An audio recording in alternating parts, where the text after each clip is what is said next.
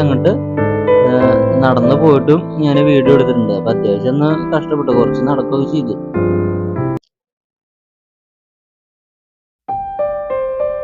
ഈ ഒരു എണ്ണപ്പനത്തോട്ടം നമ്മുടെ കേരള സർക്കാരിൻ്റെയാണ് കേട്ടോ. അതുകൊണ്ട് തന്നെയാണ് അവിടെ വലിയ മെയിൻ്റനൻസ് കാര്യങ്ങളൊന്നും അങ്ങനെ ഉണ്ടാവാത്തത്. ഈ ഒരു എണ്ണപ്പനത്തോട്ടം ഉള്ളത് കൊണ്ട് തന്നെ എന്തുണ്ട്, നമ്മുടെ ആനക്കുട്ടന്മാർക്ക് അവിടെ ഇഷ്ടം പോലെ തിന്നാനുള്ള എണ്ണപ്പനകളുണ്ട്. അതുകൊണ്ട് തന്നെ അവർക്ക് നാട്ടിലേക്ക് ഇറങ്ങേണ്ട ആവശ്യമൊന്നുമില്ല. ശരിക്കും ഇതേപോലെ കാടിൻ്റെ ഉള്ളിൽ ഓരോ തീറ്റ സാധനങ്ങൾ വെച്ച് പിടിപ്പിക്കുകയാണെങ്കിൽ യാതൊരു കുഴപ്പമുണ്ടാവില്ല. എല്ലാ ജീവികളും അവിടെ തന്നെ ഉണ്ടാവും. പിന്നെ ഈ കടുവ പോലുള്ള മൃഗങ്ങളൊക്കെ ഉണ്ടാവുന്നത് എങ്ങനെയാണെന്ന് വെച്ചാൽ അവരുടെ ഇരകളായ മറ്റ് മാനുകള് പോത്തുകളൊക്കെ പുറത്തേക്ക് ഇറങ്ങി വരുമ്പോഴാണ് അതിന് പിടിക്കാൻ വേണ്ടിയിട്ട് അവർ പുറത്തേക്ക് വരുന്നത്. ചിലപ്പോൾ ഈ പുലികളൊക്കെ പ്രായം വന്നു കഴിഞ്ഞിട്ടുണ്ടെങ്കിൽ ഈ വലിയ മൃഗങ്ങളെ ഓടിച്ചിട്ട് പിടിക്കാൻ അവർക്ക് പറ്റുണ്ടാവില്ല. അപ്പൊ ചെറിയ മൃഗങ്ങളെ അവർ പിടിക്കുള്ളൂ.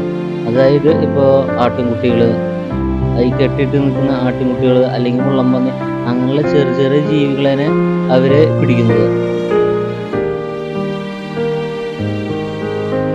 ആനയ്ക്ക് തിന്നാൻ വേണ്ടിയിട്ട് കുറെ പുല്ലുകളോ അല്ലെങ്കിൽ ഈറ്റ് അങ്ങനെ ഇതൊക്കെ കാടിൻ്റെ ഉള്ളിൽ വെച്ച് പിടിപ്പിക്കുകയാണെങ്കിൽ അതാ കാടിൻ്റെ ഉള്ളിൽ കയറിയിട്ട് അങ്ങനെ അങ്ങോട്ട് വളർന്നോളും. അതേപോലെ തന്നെ ആനകളെല്ലാം കൂടിയിട്ട് അത് തിന്നാൻ വേണ്ടിയിട്ട് അവിടെ തന്നെ കൂടും. ഈ ഈറ്റപ്പുല്ല് കൂടുതലായിട്ട് ഉണ്ടാവുമെന്ന് തോന്നുന്നു പുഴയുടെ വക്കത്താണ്. ഈ പുഴയുടെ ചാലക്കുടി പുഴയുടെ രണ്ട് വശത്തും അല്ലെങ്കിൽ ഏതെങ്കിലും ഒരു വശത്തൊക്കെ ഈറ്റപ്പുല്ല് നല്ല രീതിയിൽ ഇവര് കൃഷി ചെയ്ത് വെക്കുകയാണെങ്കിൽ എല്ലാ ആനകളും അവിടെ വന്നിട്ട് അത്യാവശ്യം തിന്നിട്ട് പോയിക്കോളും. പിന്നെ ഇതിന്റെ ഒരു പ്രത്യേകത എന്ന് പറഞ്ഞിട്ടുണ്ടെങ്കിൽ ഈ പുല്ലുകള് അതേപോലെ തന്നെ ചെറിയ മരങ്ങളൊക്കെ ഒരിക്കൽ അതിന്റെ ഇല തിന്നു പോയി കഴിഞ്ഞിട്ടുണ്ടെങ്കിൽ വീണ്ടും വീണ്ടും തളിർത്ത് വരും. അപ്പോൾ ഇന്ന് ഇവിടെ നിന്ന് ആനയ്ക്ക് ഇല തിന്നു എന്ന് വിചാരിക്കുക, പിന്നെ ഒരു 2 മാസം കഴിഞ്ഞിട്ട് ഇങ്ങോട്ട് വരുമ്പോ എന്ത് ചെയ്യും, ആ ഇല തണുത്ത് വീണ്ടും വരും. അല്ലാതെ ഇത് കടയോടക്കനെ അങ്ങനെ പറിച്ചുകൊണ്ട് പോകുന്ന ഒരു ഇതല്ല, ഇല മാത്രമാണ് കൊണ്ടുപോകുന്നുള്ളൂ. അതാകുമ്പോ സുഖമാണ്. ഇവിടെ എണ്ണപ്പന എന്ന് പറയുമ്പോൾ ആനകളെല്ലാവരും കൂടിയിട്ട് തട്ടി മറിച്ചിട്ടിട്ടാണ് അവരത് തിന്നുന്നത്. അതിന്റെ എന്താ പറയാ, ആ ഒരു ശരീരഭാഗം, ആ ഒരു തടി തന്നെ തിന്നുന്നുണ്ട്. അങ്ങനെയാണെങ്കിൽ പിന്നെ കുഴിച്ചിട്ടിട്ടും വലിയ കാര്യമൊന്നുമില്ല. ഇപ്പൊ എണ്ണപ്പന ഒരിക്കൽ ആന എടുത്ത് തിന്നു കഴിഞ്ഞിട്ടുണ്ടെങ്കിൽ യാതൊരു ഇതുണ്ടാവില്ല. ആ എണ്ണപ്പന അങ്ങനെ തന്നെ പോയി എന്ന് വേണമെങ്കിൽ പറയാം.